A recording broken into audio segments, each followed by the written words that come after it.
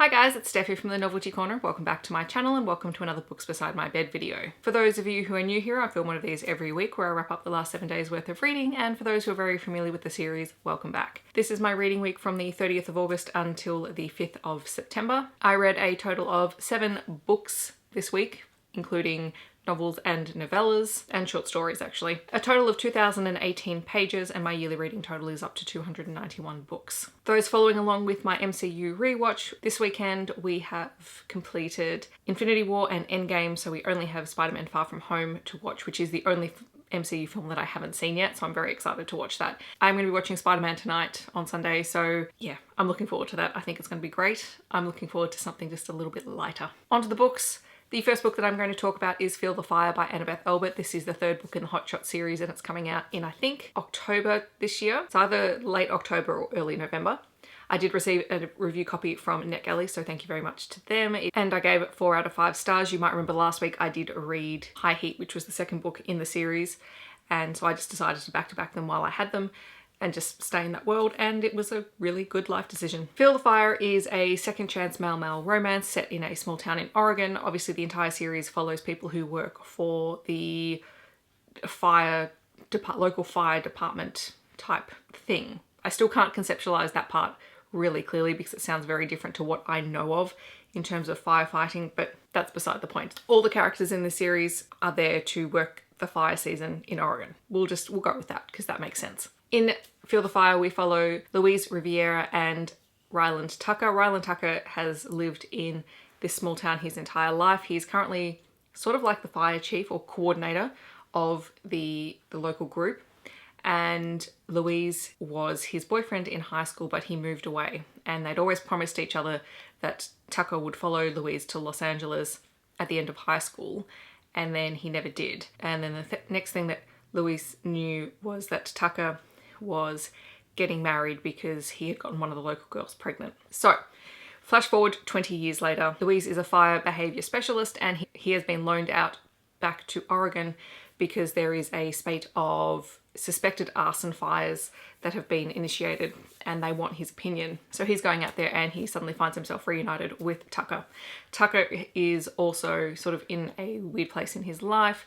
His 2 twin boys are about to graduate high school and the boys are absolutely delightful in this story. I don't know how Annabeth Albert does it, but when she includes kids in the story, whether they're little kids or in this case teenagers, she does them really well. Like, I don't normally like reading about kids in books, but her kids always add something to the story rather than detract from it. So keep doing what you're doing, Annabeth Albert, because I like it. They reconnect, they have to get over some anger and bitterness, and then eventually you have the second chance romance. Like I said, these are just fun books to be back in the world of, and I enjoy the characters and I enjoy the writing style. It's very comforting for me because I know exactly what I'm going to get. Then I read Angels of Darkness. This is a 4-novella anthology featuring angel stories, and you have stories by Lona Andrews, Nalini Singh, Mel Jean Brooke and Sharon Shin. This was originally published in 2011 by Berkeley and I gave it 3.5 out of 5 stars, I think, overall. Probably the story that I liked the most, unsurprisingly, was Nalini Singh's one, which tied into the Guild Hunters series. Her story was Angel's Wolf, and I have a feeling that I have actually read that short story somewhere else before because it was very, very familiar to me. But I did enjoy it. I think some of the others must have belonged to another series because there was a lot of stuff that was referred back to and it just took a lot longer for me to get into it. That said, they were all very unique takes on angels and I enjoyed that aspect of it, getting to try out some different authors and some different takes. And then I kicked off September with Sierra Simone because why not? I think, who is it? The Naughty Librarian does Smutty September, and I had these books sitting on my TBR and I've been meaning to read them, so I just wanted to finish them because they're actually books that I really was interested in reading. So forewarning before I begin talking about any of these books, they are romance/erotic romance books. And if you don't like a lot of sex in your books, do not pick these books up because sex is integral to the relationship of these characters. It's also an MMF menage type series, so, and there are a lot of trigger warnings, but I'll talk about some of them as I go through. I may miss some because not everything is a trigger warning for me, so I'll try to be as honest as I can. So about a month ago or so, I read American Queen, which was the 1st book in the new Camelot series. The 2nd book is American Prince, and this book was published in 2017. I gave it 4 out of 5 stars. All of these books are an Arthurian legend retelling. if you couldn't tell by the series title, New Camelot. In the first book, we followed Greer, who is the Guinevere character.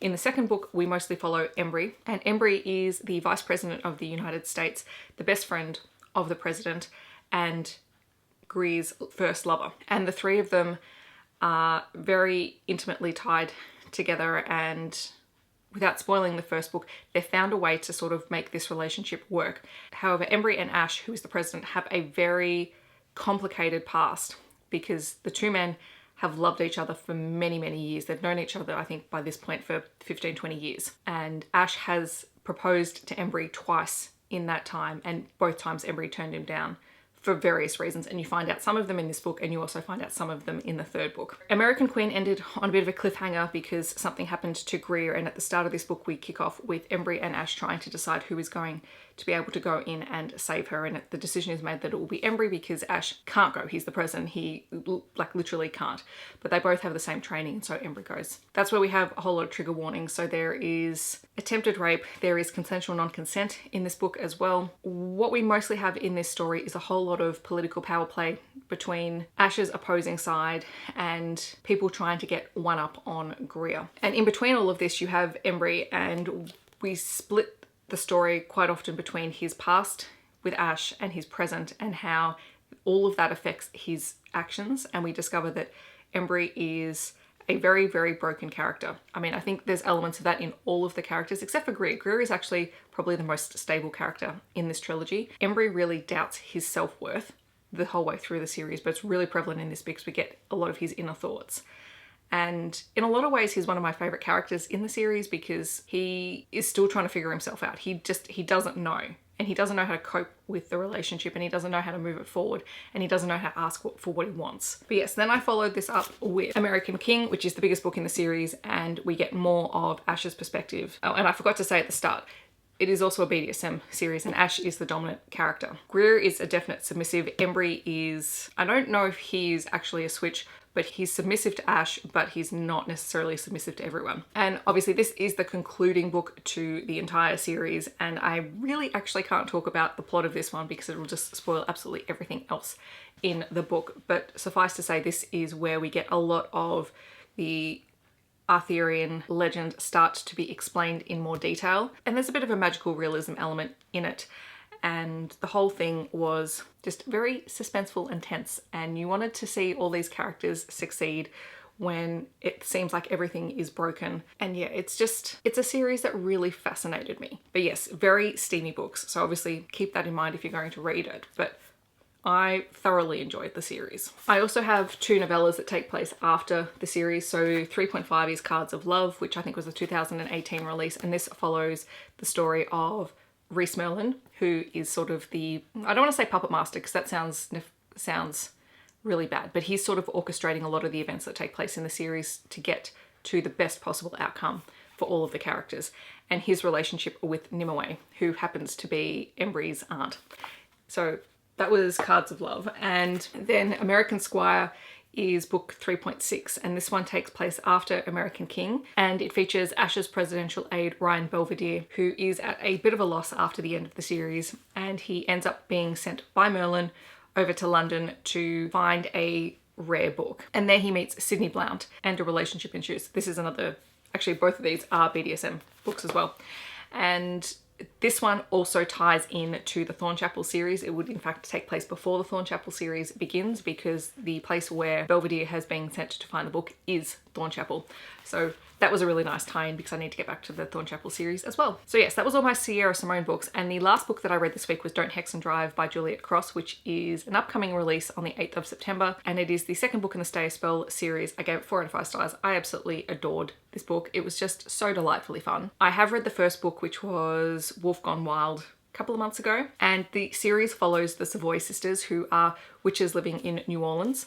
And in this case, we are following Isadora Savoy, who is probably the wallflower of the sisters, the one who just stays out of the spotlight. She doesn't really want recognition. One night she is riding her bike home from work and she's hit by a car, and it turns out she's been hit by a vampire who is new to town. His name is Devraj Kumar, and he has been sent to New Orleans in order to help investigate a spate of missing girls. He becomes absolutely enamored by Isadora, and she just wants absolutely nothing to do with him. And so it's all seemingly over until she finds out that he's actually moved in next door, and so she can't escape him. The two have the best banter and it's a lot of fun, and Devraj is kind of adorable with his backstory. I mean, it was just honestly so much fun. If you're looking for a light urban fantasy paranormal romance book to read, this series is a really good one because it's just so adorable. So those are the books that I have read this week. In the comments below, let me know what you have been reading. I would love to hear. If you've read any of these books, let me know, or if you're planning on reading them in the future, I'd love to hear that as well. I hope that wherever you are in the world, you are doing really well, that you're staying safe, and I will catch you guys in my next video. Thanks so much for watching. Bye guys.